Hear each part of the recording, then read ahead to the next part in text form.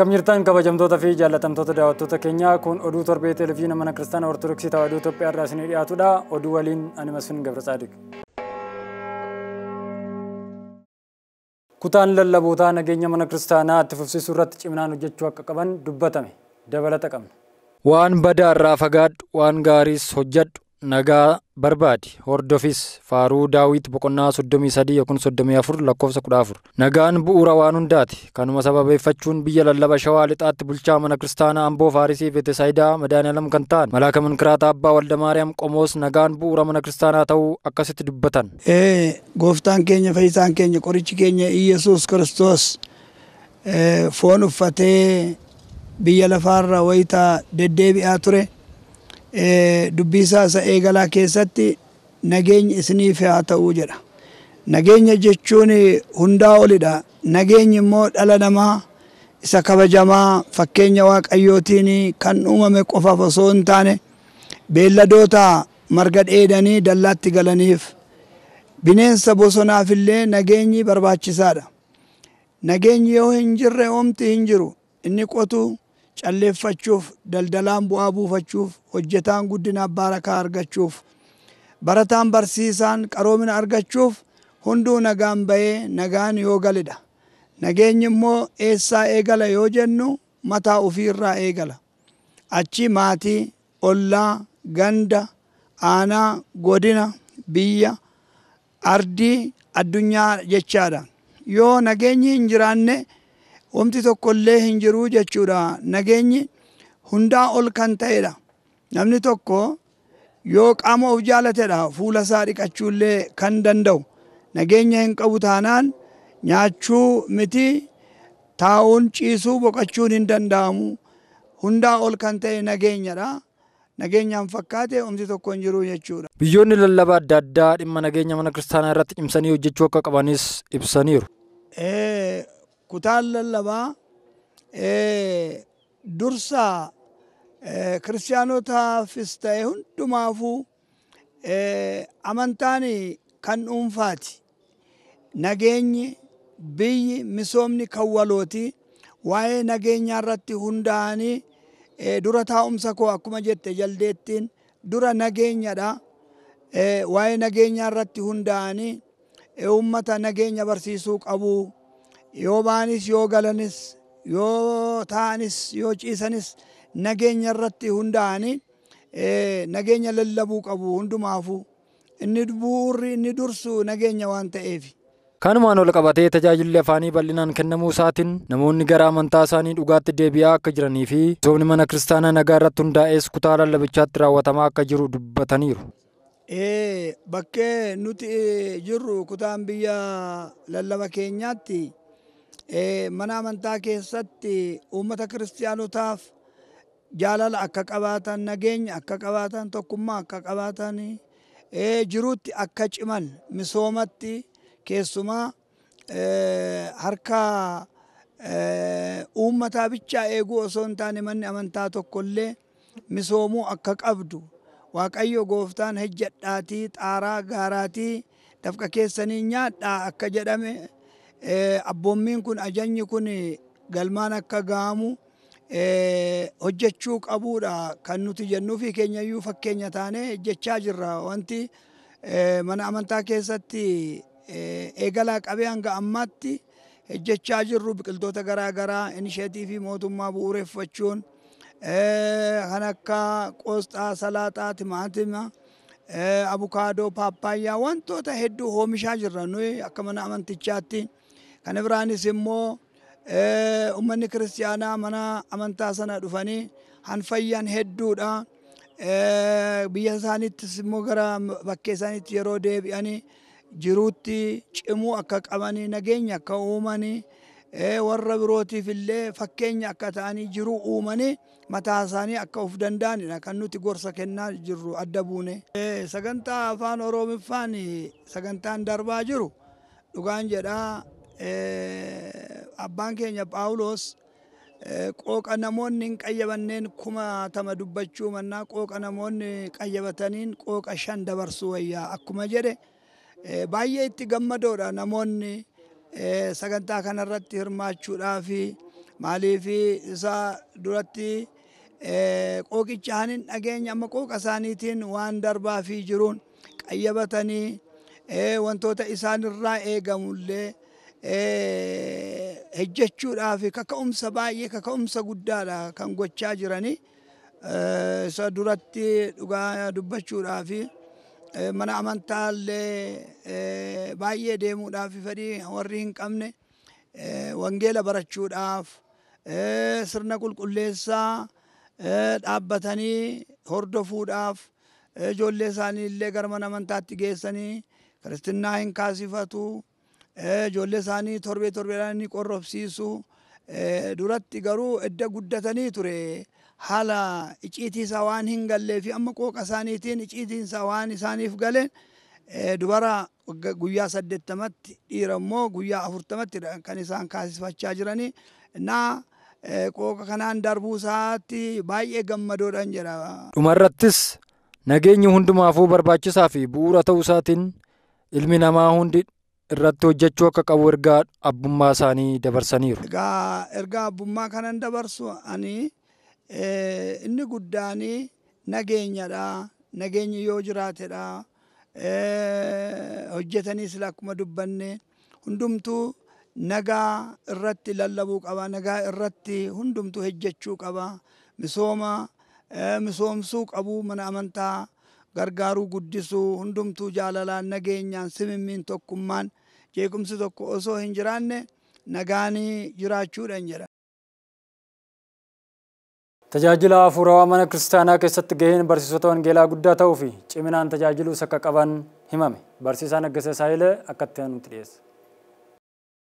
Lallabaan wangeelaa duukaa bu'aa Waaqayyoo fi wangeela misiraachoo kan lallabudha. Sagalee Waaqayyoo kan lallabu namni mootummaa Waaqayyoo akka dhaaluufis kan hojjetu seerri Waaqayyoo akka hin cabneef kan barsiisu imaanaa guddaan kan isatti kennamedhas jechuudhaan barsiisaa Indaashoo Taakkalaa biyya lallaba magaalaa Shaggariitti itti gaafatamaa kutaa lallabaa mana kiristaanaa Taaxaq Dabra Bisraat Qulqullicha Gabri'eel ni dubbatu. Gaheen lallabdoota wangeelaa mana kiristaanaa keessatti gaheensaa maayinni kan jiru lallabaan tokko duukaa bu'aa Kiristoosidha. Wangeela misiraachuu kan lallabudha. Wangeela misiraachuu lallabuu keessatti immoo maayinni warra hin amanne amansiisuudha. Warra amanan sana immoo akka isaan hin gufanne akka isaan hin bittinnoofne bahanii akka hin facaanne eeguudha. Kanaafuu gaheensaa egaa mana kiristaanaa keessatti seerri mana amantaa akka hin cabneef namni wallaalummaadhaan akka hin banneef mana Waaqayyoo keessatti namni tokko jiraatee mootummaa isaa dhaaluu akka inni danda'uufidha. Kanaafuu gahee guddaa imaanaa guddaatu itti kenname namni tokko fayyuudhaaf barachuun barbaachisaadha. Amantii qabachuu qaba. Amantiin immoo dhaga'uun immoo sagalee Waaqayyooti. Sagalee Waaqayyoo kana immoo kan dhageessisu egaa lallabaadha. Wangeela kan lallabu misiraachuu kan dubbatudha. Hamaasaa namni hamaa ta'uusaa beekee hammeenya sanarraa akka deebi'u gaariin gaarummaa isaa beekee gaarii sana akka raawwatuuf namni tokko gaheesaa akka inni bahu kiristaanni kamiyyuu gaheesaa bahee kiristaanummaa isaa keessatti kiristaanummaa dhugaadhaan amantii isaa qabatee hojiitti jijjiiree amantii isaa gochaatiin mul'isee mootummaa Waaqayyoo akka inni dhaaludha. Akka hin duune akka hin banneef garbummaa seexanaan akka hin jiraanne ijoollee Waaqayyoo akka ta'aniif mootummaa Waaqayyoo akka isaan dhaalanidha. Yaaduma wal fakkaatunis barsiisaa Fayyeeraa Tasfaa itti gaafatamaa kutaa lallabaa mana kiristaanaa Koyyee Kooraa Dabra Fissaa Qulqulleetti Dubra Maariyaam gaheen lallabdoota wangeela mootummaa Waaqayyoo afaan amantoonni hundi dhaga'aniin barsiisuu keessattis guddaadha jechuudhaan yaada isaanii nuuf qoodaniiru. Walumaa galatti lallabdoonni wangeelaa itti gaafatamummaa guddaa qabu. Tajaajilamuu keessattis gaheen isaanii guddaadha. Dirqamni isaanirra jiru macaafa qulqulluutti barreeffamee jira. Kanaaf gaheen isaanii gahee barsiisuudha. Gaheen isaanii gahee gaabbii galchisiisuudha. Wangeela mootummaa Waaqayyoo afaan isaan dhaga'aniif afaan isaan hubachuu hin danda'aniin barsiisuudha. Kun immoo gooftaa keenya fayyisaan keenya Yesuus Kiristoos kan barsiisedha. Maaliif jennaan yeroo itti hojii fayyisuu biyya lafaa kanarra xumuree gara abbaa isaatti ol ba'uudhaaf jedhetti yaa Phexros na jaallattaa jedhee waan dubbatee qaba jechaadha. Na jaallattaa jedhe yeroo sadiitti dubbatee jira. Akka inni itti hoolota isaa eegu, akka inni itti ilmoolee isaa eegu, akka inni itti xabboolii isaa eegu jechaadha. Kanaaf gaheen barnootaan eeguun gahee abbootii mana amantaa keenyadha. Gahee lallabdoota mana kiristaanaadha jechaadha. Kanaaf hoolota waaqayyoo tiksuuf eeguun gahee abbootii mana kiristaanaadha. Gahee barsiisota wangeelaadha. Abboonni mana kiristaanaa eebbaan eegu, abbummaadhaan tiksu. Barsiisonni wangeelaa mana amantaa keenyaa immoo barumsa isaaniitiin hammeenya akka hin yaadne barnoota wangeelaatiin uummata kana eeguu ni danda'ama jechaadha. Kanaaf walumaa galatti gaheen barsiisota wangeelaatti kennamu gahee guddaadha waan taaneef makiliitiin nutti kenname makiliitii guddaa waan ta'eef makiliitii keenya eeguun nurra jiraata. Makiliitii nutti kenname sanaan immoo bu'aa buusnee tajaajilamuun gahee keenya dirqama keenya isa olaanaadha. Makiliitiin inni 5 fudhatee jira, inni 2 fudhatee jira, inni 1 fudhatee jira. Isaan kun hundumtuu mana amantaa Ortodoksii Tawaahidoo Itoophiyaa keessatti koomentarii isa jedhamu andimtaatti gaafa barsiifamutti abbaan 5 10 fideera. Qulqulluun Phexros hin barate deemee dhaqee Qelemenxoosin barsiise. Phaawulos ni barate deemee Xiimootewoosin barsiise. Xiimootewoosin barsiisuun isaanii Qelemenxoosin barsiisuun isaanii bu'aa buusuu isaaniiti jechaadha. Adaraa Kiristoositti kenname galmaan ga'uu isaaniiti. Nutis immoo isa nutti kenname kana bu'aa buusnee jiraachuun dirqama keenya barsiisummaa keenya akka ta'e kitaabni qulqulluun nutti hima jechaadha. Kanaaf gahee keenya eegnee akka tajaajilu Waaqayyo hunda keenya nu gargaaru jechuun barbaada. Galatooma. Dhumarrattis barsiisonni wangeelaa namoota quuqama mana kiristaanaa waan qaban fakkaachuun abbootii fi tajaajiltoota arrabsan irrattis hojjechuu akka qaban barsiisaa Indaashoo Taakkalaa ergaa isaanii keessatti nuuf qoodaniiru. Namoonni hedduun yeroo ammaa kana amantaan qabaa kan jedhan mana kiristaanaaf kan quuqaman ta'anii mana kiristaanaa kan miidhan hedduutu jira. Abbootiidhaaf quuqamna jedhanii abbootii kan miidhan hedduutu jira. Kiristaanotaaf quuqamna jedhanii kiristaanota kan miidhan jira. Isa kanallee amma kutaa lallabaa irratti lallabdoonni wangeelaa sirriitti hojjechuu qabu. Yeroo ammaa kana babal'achaa kan jiru isa kanadha. Abbootii mana kiristaanaa salphisuu, arrabsuu, qeequu, mana kiristaanaa qeequu. Abbootii mana kiristaanaa salphisne jechuun ikkoo ofii salphanne kiristaanummaa keenya salphata. Abbootii mana kiristaanaa salphisne arrabsine jechuun mana kiristaanaa arrabsineedha. Dhiigaa foon Kiristoos kan kennan eenyuun isaani. Isaanirraa mucummaa kan argan. Aangoon sun kan eenyuti? Aangoo Waaqayyoo isaanii kennedha. Aangoo samiiti. Aangoo bara baraati. Mana kiristaanaan abbootii luboota abbootii icciitii sana raawwatan malee hiika hin qabdu. Manni kiristaanaa miseensa kiristaanaa malee hiika hin qabdu. Kanaaf mana kiristaanaatiif namni hin quuqama taanaan abbootii mana kiristaanaa kabajuun diyaaqonii haa ta'uu, lallabaa haa ta'uu, qeesii haa ta'uu, Phaaphaasii haa ta'uu, abbootii haadhaaf abbaasaa kan hin kabajnedha. Seera ba'uu boqonnaa 20:14 irratti abbaasaa kan hin kabajne, haadhasaa kan hin kabajne inni haa ajjeefamudha. Kakuu moofaa keessatti. Kakuu haaraa keessatti immoo seerri hin cime malee seerri hin banne. Hin haqamne jechuudha. Namni haati kee mana kiristaanaadha. Abbaan kee abbootii mana kiristaanaati. Akkamittiin haadha keef abbaa keetii abaartee salphistee haadhaaf abbaa kee gantee akkamittiin ani kiristaana jechuu dandeessa.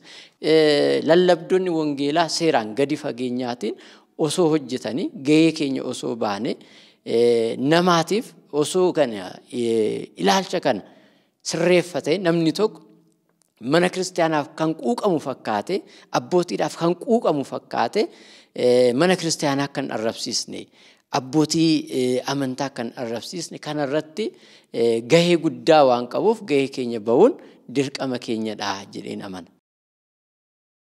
Gaan kabajamtoota fi jaalatamtoota daawwattoota keenya oduun torbee televezyiina mana kiristaanaa Ortodoksii Tawaahidoo Itoophiyaa irraa isinii dhiyeessine kana ni fakkaata. Oduu waliin kan isin wajjin ture Masfin Gabra Tsaadiqii hanga torbaniitti nagaatti.